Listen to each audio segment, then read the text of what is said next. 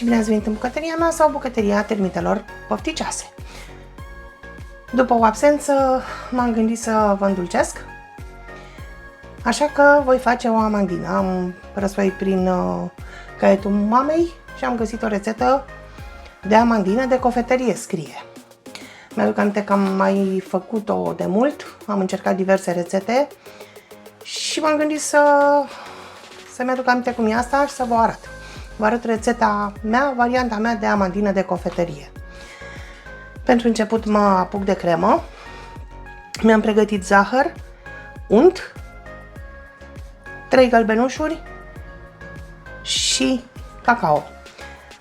Vom pune în zahăr ouăle, cacaoa, le amestecăm un pic, untul, după care punem pe foc. Și cele 3 gălbenușuri. Voi lăsa în descriere cantitățile exacte. Le mermelim așa un pic să zice că le-am făcut. Mă ocup întâi de cremă pentru că va trebui să stea la frigider. Aici, după cât se vede, am avut două feluri de cacao. Am rămas și fără cacao în casă. Și amestecăm un pic și fugim pe foc.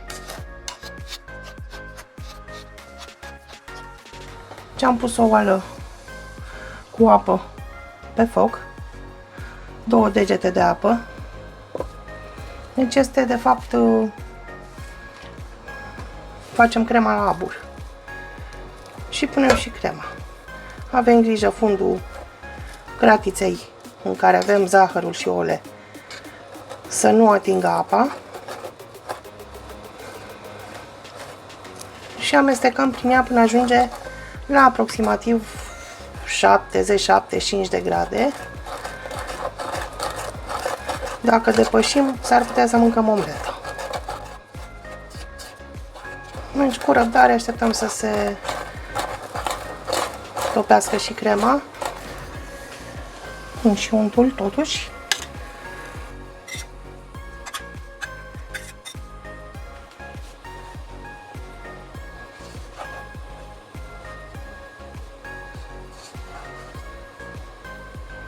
Și lăsăm ușor să topească, să putem amesteca. Vedem ce iese. Iese sau nu iese? Ne facem de râs sau nu ne facem?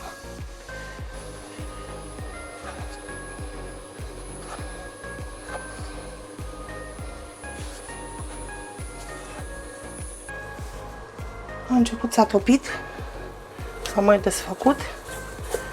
Mai amestecăm. Oricum voi băga și mixerul în ea când se răcește. Eu acum, de fapt, vreau să gătesc gălbenușurile, să nu le mâncăm crude. Și ia să vedem ce am făcut noi aici, cât avem.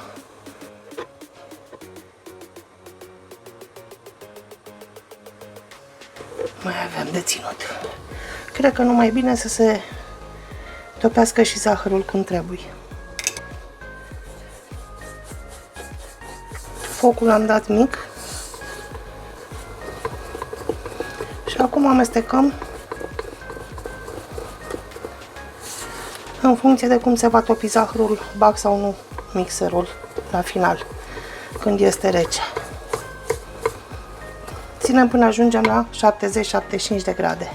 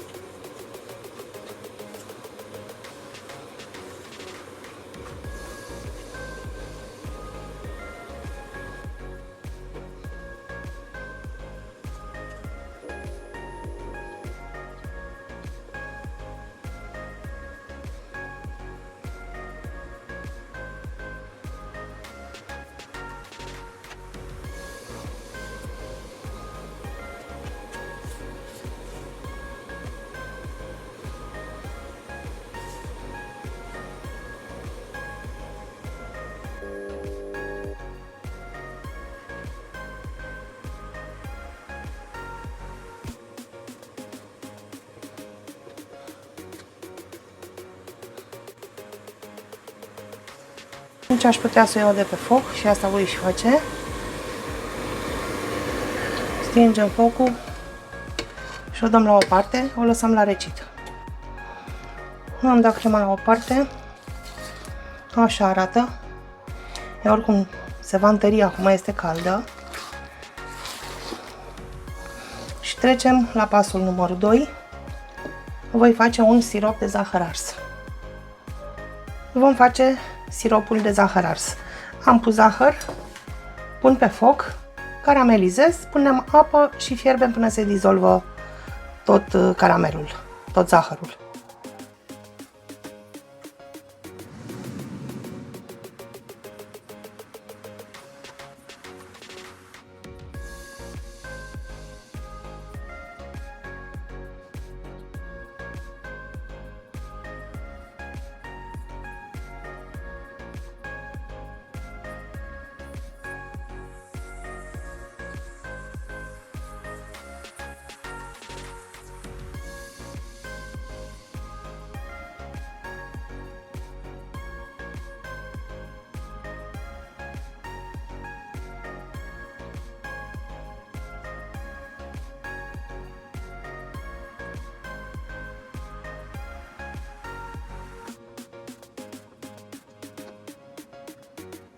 Și acum peste zahăr, cu grijă să nu ne opărim, punem apă, o cană de apă.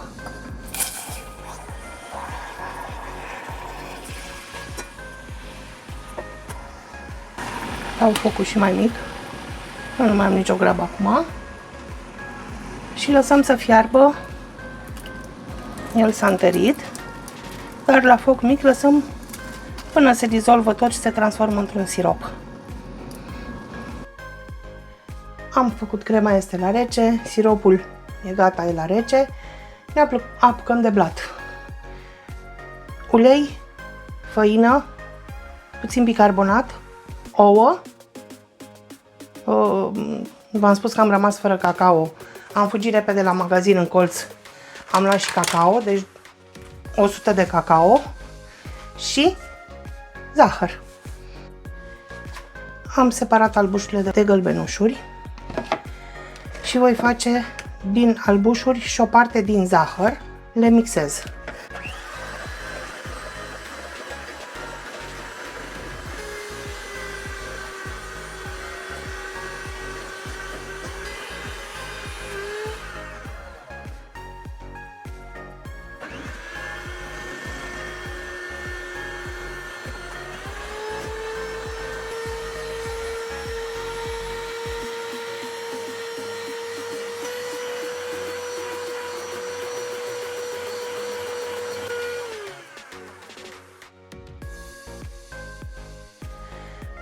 Acum, gălbenușurile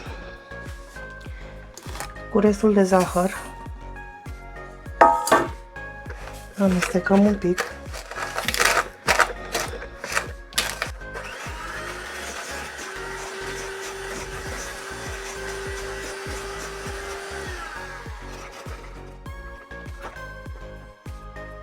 Punem făina.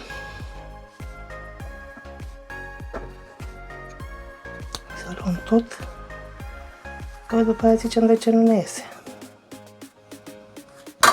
Bicarbonatul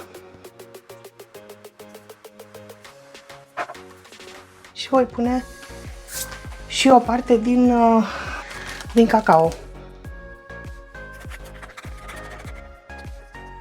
O parte din cacao și tot acum voi pune și uleiul. Și mai mixăm un pic, eventual încercând să nu sară pe peste tot. Să facem întâi așa să mai... Trebuie să sară, dar asta e.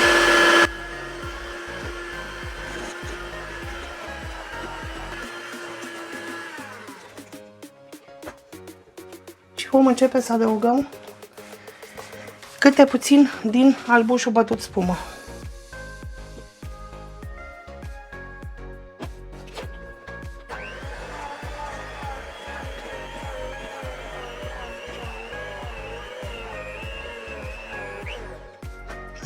puțin.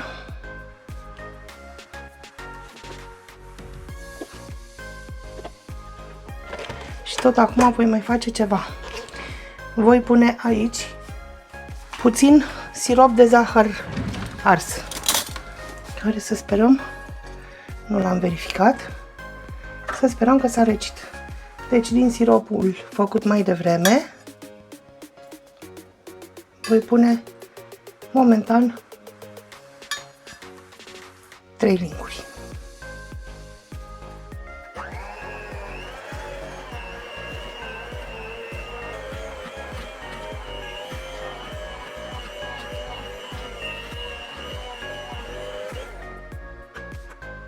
Cam atât cu mixerul. Voi mai pune puțin albuș aici să-l subțiez, după care amestec totul.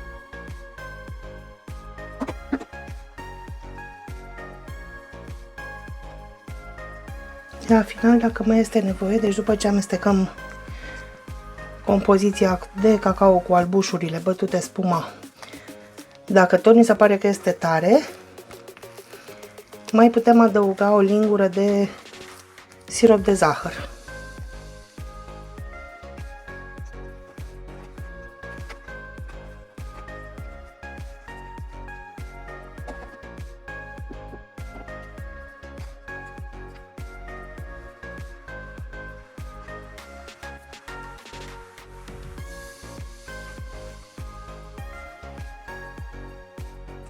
Tot mai trebuie. Și voi face așa că nu mai deja se lasă albușurile de tot.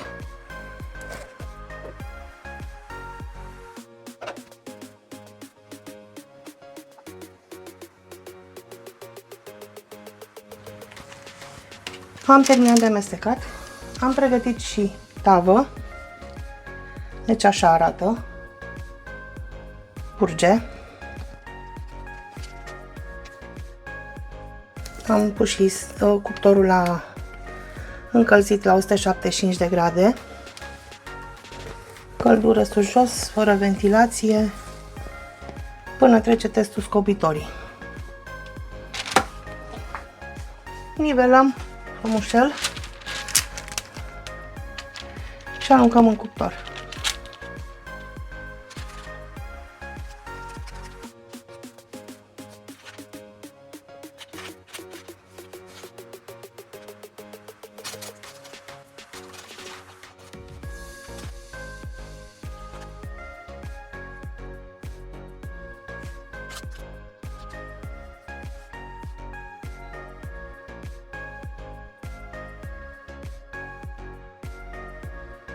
Și acum, cum spuneam, la cuptor.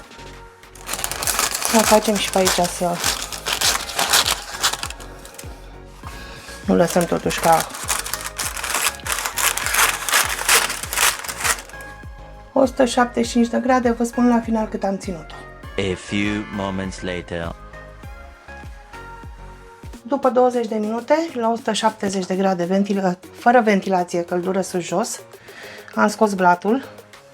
A trecut și testul scobitoarei, după cum vedeți, nu iese nimic.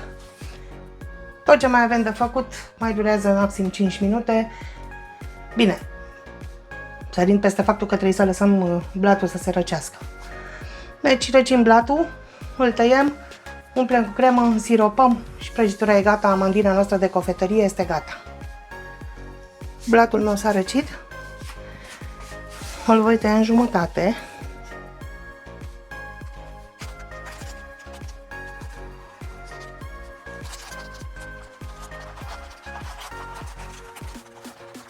Vom încerca să desfacem fără să rupem.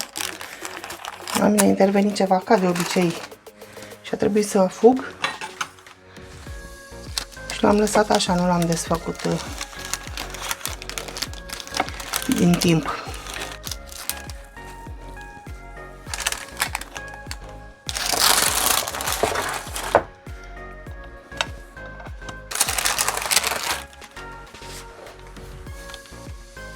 Sau îl putem pune pe o tavă. Eu mi adusesem și un cadru, dar este mai mic decât, mult mai mic și nu nu-mi place. Voi însiropa. Nu v-am arătat, eu am pus în sirop și rom.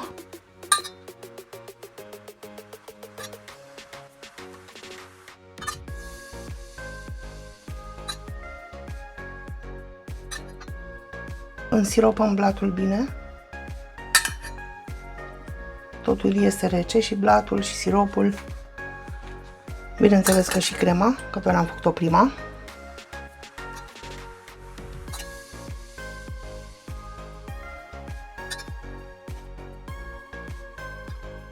Da, cred că îl voi muta pe... Oricum o să-l tai, deci o să-l mut pe o tavă ca să stea drept.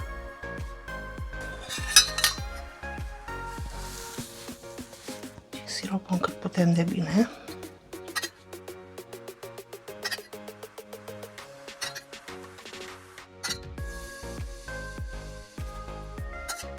Cu o lingură și gata.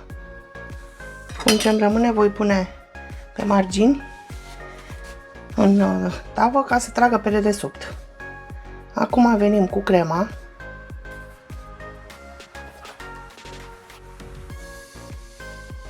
Și o întindem.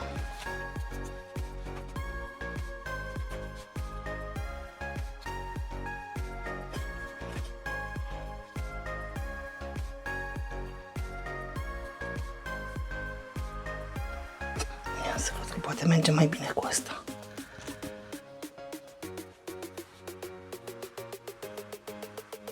Mai punem un pic.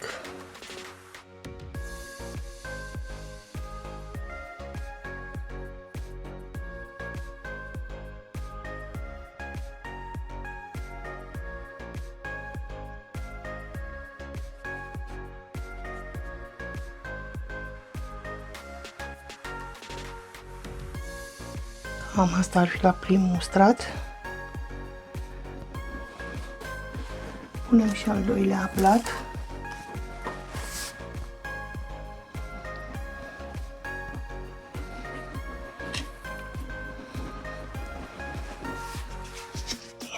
Nu cred că mai pot, vreau să-i fac o măgărie. Ia să vedem. Merge.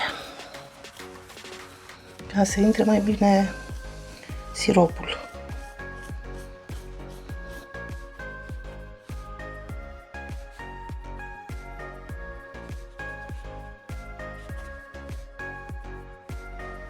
Îi fac așa că nu mai stau să pierd timpul, că trebuie să vină termita de la școală. Și vreau să fie gata când vine, să-i fac o surpriză. Că nu i-am spus că fac dulce.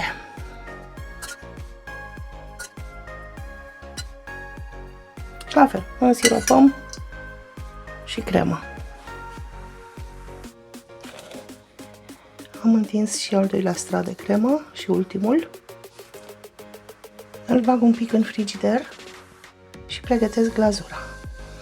Cât stă la frigider să mai întărește, să mai moaie, crema se întărește, blatul se moaie, porționăm, turnăm glazura ce am făcut-o super prăjitura. Prăjitura a stat la frigider aproape 3 ore, s-a răcit, s-a muiat, s-a făcut în toate felurile. Am pus pe baie de aburi o tabletă de ciocolată la topit. Nu v-am mai arătat că asta știe toată lumea să facă. Acum vom porționa. Am îndreptat și marginile cât am putut și voi face cât se poate porții individuale. Strâmbe specific mie.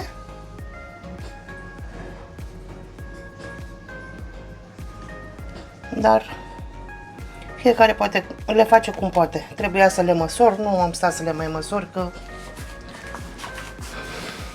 având în vedere că mâncăm doar noi, se pot mânca și strâmbe. Deci le porționăm, le punem pe un grătar și turnăm glazura. Deci le-am pus pe un grătar, de desubt o tavă, ca ce se scurge să nu cadă pe masă, și în tavă. Și voi turna puțină glazură pe fiecare amandină. glazura.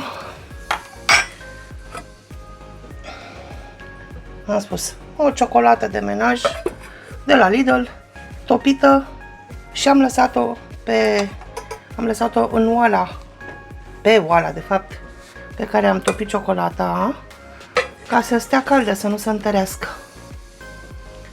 Și acum facem așa. Întâi pun pe fiecare, după care întindem. Să punem mai mult. Eu până acum le băgam cu capul în jos.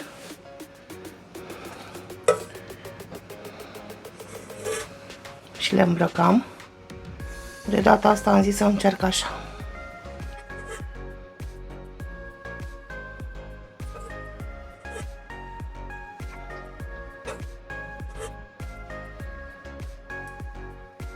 Am oprit și puțină cremă în poș.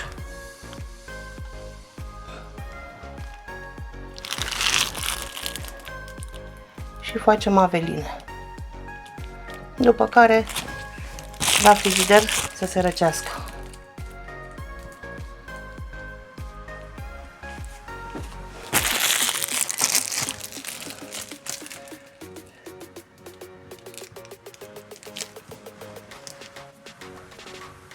Așa arată prăjiturica mea de astăzi.